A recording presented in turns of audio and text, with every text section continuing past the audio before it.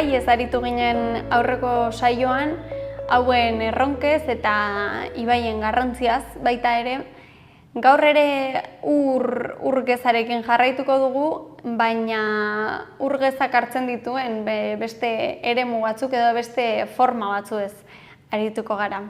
Eta baita ere, hauen egoeraz eta ikusiko dugu, gaur egun nola dauden eta etorkizunerako ze espero izan dezakegun. Zientzialarien arabera, urgezako espezien 130 galdu egin dira 1970etik. Eta ornodunen familian adibidez, desagertu diren espezie gehienak urgezakoak dira. Urgezako ekosistemak lur gainazalaren 1% soilik estaltzen dute, baina hala ere, bertan bizi da lurreko 10 espezietatik bat. Seguruenik horregatik, gizakiok asko ustiatu izan dugu urgeza eta bertako bizidunak, eta ustiatzen ditugu oraindik noski, lakuak eta ibaiak adibidez, baina urgezako beste eremu batzuk ez zaizkigu hainbeste gustatzen, ez ditugu hainbeste ustiatzen, eta horien adibide dira hezeguneak. Hezeguneak kasu askotan lehortu egin ditugu, bertan nekazaritza eremuak sortzeko, edo hezeguneetan baita ere eltxo eta moskito asko pilatzen dira, eta horiek nahi ez genituenez hezeguneak lehortu egin ditugu kasu askotan. 80. hamarkadan adibidez, Europako hezegunen 2 heren desagertu egin ziren. Hala ere argi dago urgeza beharrezkoa dugula eta urgeza zaindu behar den baliabide bat dela guk ere asko behar dugulako. Eta, aprobetxatuz urgezaz ari garela titular bat emango dizuet. Urak prezioa du. Bai, urari prezioa jarri diote Wall Streeten. Ez da mundu osoko uraren kontu bat, lasai, Kaliforniako arro nagusienetako baten uraz ari naiz, eta badirudi kotizatzen hasi dela Kaliforniako arro horretako ura. Ur eskasiak, eremu horretako ur eskasiak ekarri du erabaki hori hartzea, baina, hemendik aurrera horrela izango da, eta uraren prezioa, eremu horretan behintzat, merkatuak ezarri ahal izango du. Momentuz, modu oso fokalizatuan bada ere, bakarrik Kaliforniako arro horretan gertatu bada ere, uraren prezioarekin espekulatzea ekarri dezake erabaki horrek, edo, egoera horrek, eta ura, deno dakigun bezala, funtsezko baliabide natural bat da, eta gertatu izan da gauza bera beste baliabide natural batzuekin aurretik. Beraz, egoera horrek ekar ditzazkien arriskuak orokortzen balima da behintzat, ez dira gutxi. Argi dagoena da, urgeza baliabide geroz eta urriagoa dela, urgabezia kalkulatzen da munduko populazioen 40%-ri eragiten diola, eta 2030 urtera arte, 700 milioi pertsona lekuz aldatu behar izango direla espero da urgabeziagatik. Eremu lehorrak geroz eta lehorragoak dira, gehien bat klima aldaketagatik, baita ere ur ustiak eta asko handitu delako azken urteetan, eta horietan bereziki, hau da eremu lehorretan, ura ezinbesteko baliabidea da, hain zuzen ere gutxi dutelako, eta haiek dira arrisku handienean daudenak. Eta horregatik, hainbat herrialdeen baliabide hidrikoak, urgeza eta, geroz eta estrategikoagoak bilakatzen ari dira. Teorian, Kaliforniako arro honetan uraren prezioak baimenduko luke eskasia dagoenean tentuz erabiltzea, ez? Horretarako sartu omen dute kotizatzen ura. Behar denean edo garestitu egingo litzatekelako eta beraz gutxiago erabiliko litzatekelako. Baina, petrolioa kontrolatzeko ere gertatu ziren alakoak eta kontu zibiltzeko gaia da hori. Ur eskasia eta ur ustiapena edo eukitzea askotan urtegiekin lotzen da ez, askotan hitz egiten dugu, ze mailatan dauden urtegiak, edo zenbat igo edo jaitsi behar diren udaran nahikoa ur izateko, arazorik ez izateko, zenbat ur askatzen diren euri jasa daudenean, ez? Urtegi ez hitz egiten da asko. Baina urgezaren zati handi bat lurpean dugu. Eta adibide bat jartzearren, Iruña herrian kontsumitzen den iturriko uraren erdia gutxi gorabehera lurpetik dator. Eta artetako iturburutik hartzen da gehien bat. Hau adibide bat baino ez da, baina lurpeko urak garrantzi handia du gure uraren iturri handi bat delako baita ere, eta adibide ona da. Lur planetan ur asko dugu, baina gizakiok erabili dezakegun ura, aprobetxatu dezakegun ura, ur planetaren 3% baino gutxiago da. Eta ur erreserba hauek eskuratzea ere beti ez da hain erraza, ze 76% ur gezaren 76% gutxi gorabehera glaziarretan eta poloetan harrapatuta dugu izoztuta, beraz hori ere ezin dugu erabili, eta 30% lurpeko urak dira. Ibaietan eta lakuetan bestalde ur gezaren 4% soilik daukagu. Lurpeko ur hauek, hain zuzen ere, laku eta ibaien ondoetan zirrikituren bat topatzen dutenean, ur hori, ez, urak edo elurra izan daiteke baita ere, hori filtratzen denean sortzen dira lurpeko urak. Eta Euskal Herrian eta baita mundu mailan asko erabiltzen den ura da, lurpeko ura baita ere. Historiari erreparatzen badiogu, erromatarrek eta musulmanek adibidez asko erabiltzen zituzten lurpeko urak, batzuetan ibaikoa baino nahiago zuten baita ere lurpeko ura, eta horren adibide dira, adibidez, Erroma, Sevilla edo Merida bezalako hiri handiak, bertako ur geza iturri handia, handiena edo nagusia lurpeko ura baitzen.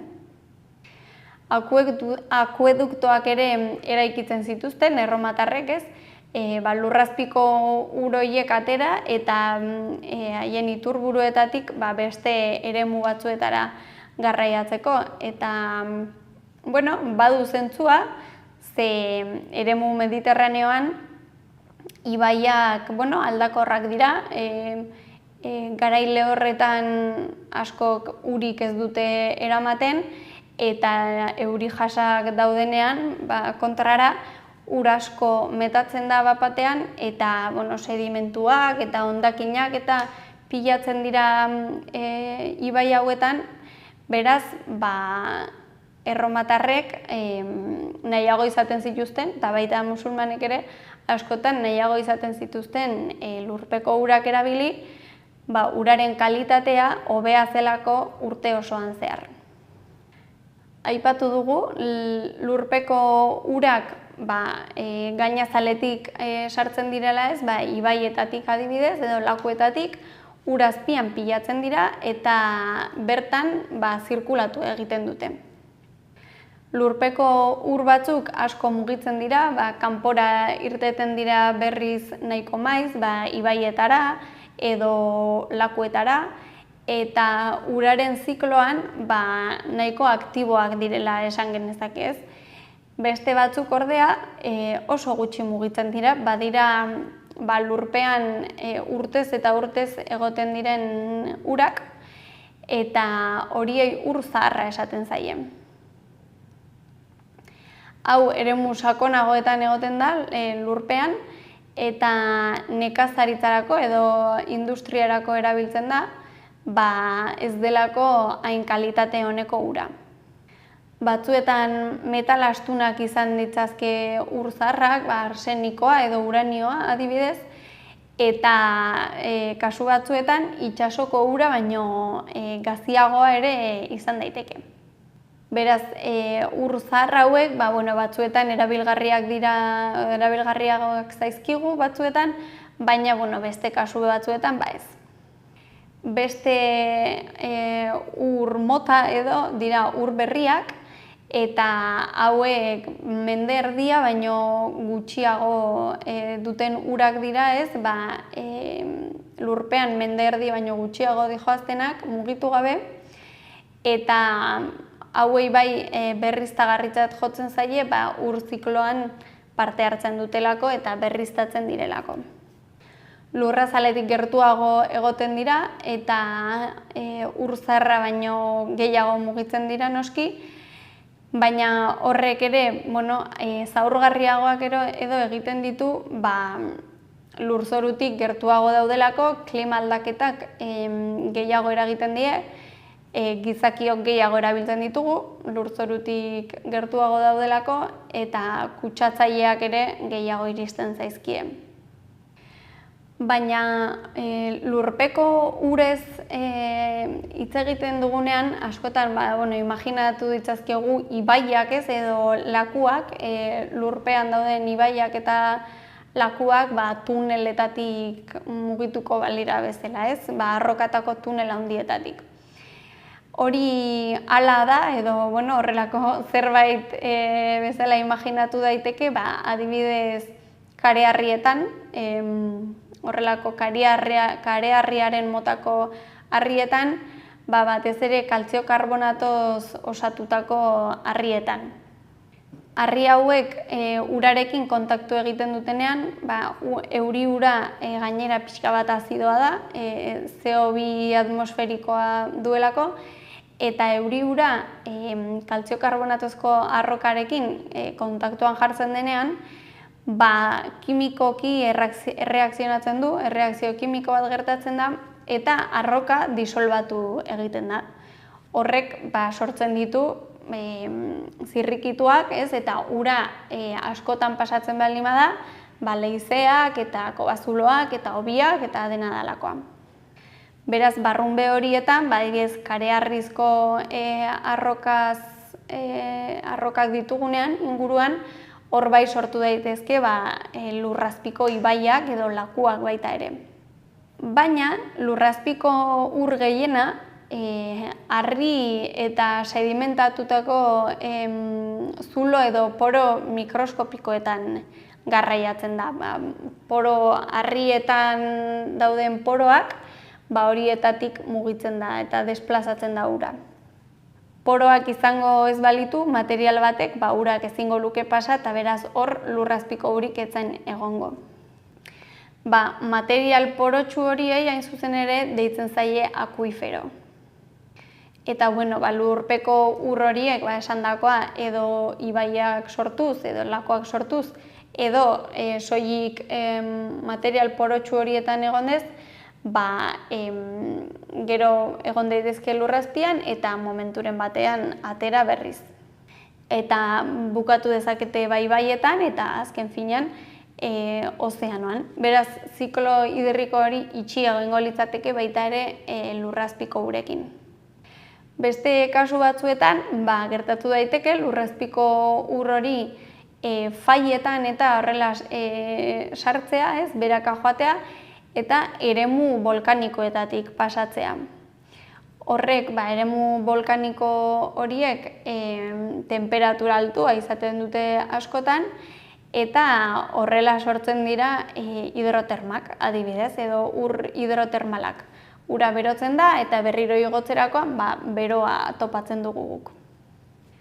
Antzinan erromatarrek eta musulmanek eta beste hainbat kulturak hidroterma horiek erabili izan dituzte, ez? Erabilera ona eman zaie adibidez termak sortzeko edo baino publikoak. Eta, ja aro modernoagoan, hidroterma hauek botiletan ere sartzen dira gure kontsumorako, ez? Ur mineral preziatu bezala saltzen dira. Ze, klaro, ur bero hori lurrazpian garraiatzen ari den bitartean, bero horregatik elementu kimikoak hartzen joaten da, zeharkatzen dituen arroketatik, eta hauek disolbatuz, arroka hauek dituzten elementuak uretan disolbatzen dira, eta urak garraiatzen ditu. Gero ur bero hau, aipatu dugu, berriro ere lurrazalera iritsi daitekela hausturen bidez edo iturburu batera joaten delako, eta bidean hoztu egingo da. Beraz, horren ondorioz izango dugu mineral askoko ura adibidez. Lurpeko urak ere zoritxarrez xahutzen ari dira, geroz eta gehiago hala erakusten dute datuek, eta badirudi asko erabiltzen ditugula gizakiak eta ez diela denborarik ematen berriztatzeko. Kalkulatzen da munduan lurpeko ur guztiak 23 milioi kilometro kubikoko volumena duela, ikaragarria da hori, baina aipatu dugu ur berria ez da hain ugaria ur berria. 40 urte baino gutxiagoko ura, mende erdiko ura, 0,35 milioi kilometro kubiko baino ez du. Alde ikaragarria da, eta beste ura gainontzekoa izango litzateke guretzako erabiltzeko hain egokia ez den ura. Lurpeko ur berri horien erreserba handienak zonalde tropikaletan daudela ikusi da, eta baita mendilerro handien azpian. Adibidez, Amazonasen arroaren azpian lurpeko ur berri asko dago, Kongo ibaiaren azpian baita ere, eta lurpeko ur gutxien duen eremuak eremu idorrak dira. Adibidez, Sahara eta horrelako desertuen azpian ur berri oso gutxi dago.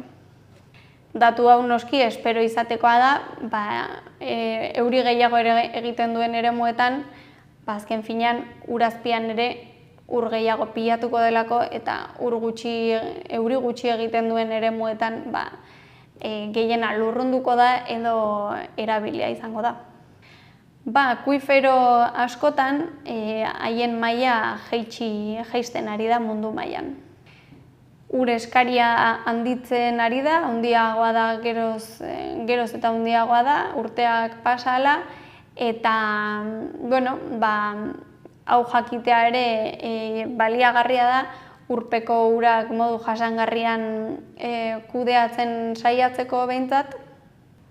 Hurrengo pausua izango litzateke, jakinda zenbat erabiltzen dugun, zenbat ur ateratzen dugun, lurrazpiko ur ateratzen dugun, eta zenbat dagoen, kalkulatzea zenbat tardatuko duen agortzen. Gai honi buruz jarraituko dugu hurrengo saioan, akuiferoi buruz eta haien gaur egungo egoera aipatuko dugu eta landuko dugu. Argi dago giza kontsumorako ur geza ezinbesteko baliabidea dela, eta hala ere ura gero eta baliabide natural urriagoa dela, klima larrialdiagatik, kutsaduragatik, geroz eta ur gehiago erabiltzen dugulako baita ere, eta ur ingurune hauek eraldatzen ari dira faktore guzti horiengatik. Beraz, egoera honen aurrean, lurpeko ura oso erabilgarria izan daiteke, jakitea non dagoen gehiago, non gutxiago, jakiteko nola kudeatu dezakegun modu egokienean ur eskari hori bete ahal izateko, eta baita ere uraren konposizio kimikoa ikusi dugu ur guztiak ez direla berdinak. Urari ere prezioa jarri zaiola ikusi dugu, eta egoera honetan ikusiko dugu nola goazen aurrera eta etorkizunean nola heltzen diogun gaiari. Hurrengo saiora arte.